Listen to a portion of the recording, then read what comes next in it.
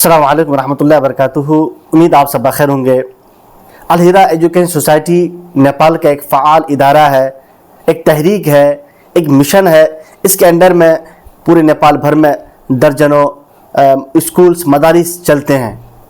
Recently الہدا education society Nepal کے زیر اہتمام اس کے بینر تلے اسلامک کلچر سینٹر بلکھو میں 15 روزہ ایک عربی زبان بول چال، عربی زبان ادب کا ایک کورس لانچ کیا گیا۔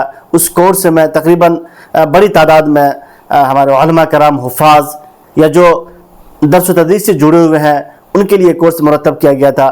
اور بعد میں جب اس پوسٹ کو میں نے پڑھا فیس بک میں، ہمارے دوست ہمارے محترم سلمان مفتاحی صاحب کا میں نے پوسٹ پڑھا، اس کے علاوہ اور بہت سے لوگوں کا تبصرہ تھا کہ اس طرح کے کورس کو اور جگہ میں انعقاد کرنا چاہیے جو عربی زبان پڑھاتے ہیں، جو درس و تدریس سے منسلک ہیں۔ اور ایسے لوگ ان کورس کو کریں گے تو انہیں عربی زبان سمجھنے میں، پڑھانے میں آسانی ہوگی۔ جو بھی ان کے اندر جو تھوڑا ڈاؤٹ ہے، جو تھوڑی بہت کمی ہوتا ہے، وہ اس کے ذریعے سے اس کی اصلاح ہو جائے گی۔ اختتامی نشست میں ان کے نیپال کی عظیم شخصیات موجود تھی، خاص طور سے خورشید احمد اصلاحی صاحب اور نذر الحسن فلاحی صاحب کے علاوہ جو الہدا ایجوکیشن سوسائٹی نیپال کے یا پھر NDS کے جو بڑے بڑے ذمہ دار تھے وہاں پر موجود تھے۔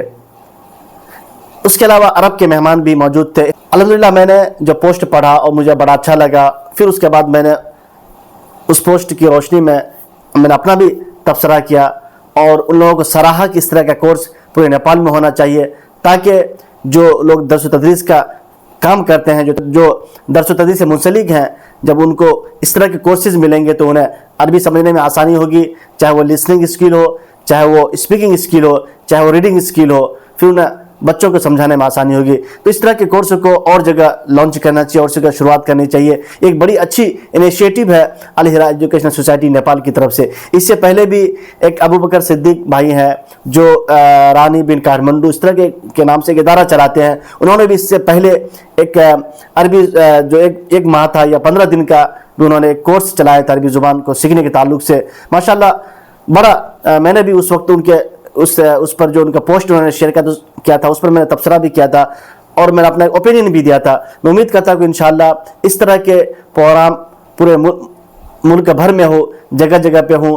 اور کیونکہ اگر آپ اسپوکن کورس کر لیتے ہیں تو آپ کو اسپیکنگ میں جو تھوڑی بہت کمزوری ہوتی ہے وہ اچھی ہو جاتی ہے۔ آپ یہ دیکھیں کہ اسکول بیک گراؤنڈ کے بہت سارے طلبہ ہوتے ہیں، بالکل ڈاکٹر ہوتے ہیں، انجینئر ہوتے ہیں، یا اور بہت سے کورسز میں ہوتے ہیں، وہ لوگ بھی جا کر کے مارکیٹ میں انگلش اسپیکنگ کرتے ہیں، کیونکہ اسپیکنگ الگ فیلڈ ہے۔ اور آپ بچپن سے عربی پڑھ رہے ہیں، بچپن سے انگلش پڑھ رہے ہیں تو ٹھیک اچھی ریڈنگ کر لیں گے، اچھا پڑھ لیں گے، اچھا سمجھ لیں گے، لیکن اسپیکنگ جو اسکل ہے اس میں کہیں نہ کہیں کوتاہی رہ جاتی ہے۔ اب اسکول بیک گراؤنڈ کے دیکھیں گے کہ بڑے بڑے مطلب ڈاکٹر ہے، انجینئر ہے، بڑے بڑے پوسٹ میں فائز ہے، لیکن ان کی اسپیکنگ اچھی نہیں ہے، تو وہ کیا کرتے ہیں کہ انگلش اسپوکن کورس جوائن کرتے ہیں۔ اسی طرح سے ہم دیکھیں مدرسہ میں طلبہ پڑھتے ہیں، ندوہ، دیوبند، فلاح، مظاہر، سلفیہ، اشرفیہ، جہاں پر بھی وہ طلبہ پڑھتے ہیں، لیکن اگر وہ 15 جو روزہ ہے یا پھر 1 مہینے کا، 3 مہینے کا اگر وہ انگلش اسپوکن کورس کر لیتا ہے تو ان کی اسپیکنگ والی جو اسکل ہے وہ بڑی اچھی ہو جائے گی۔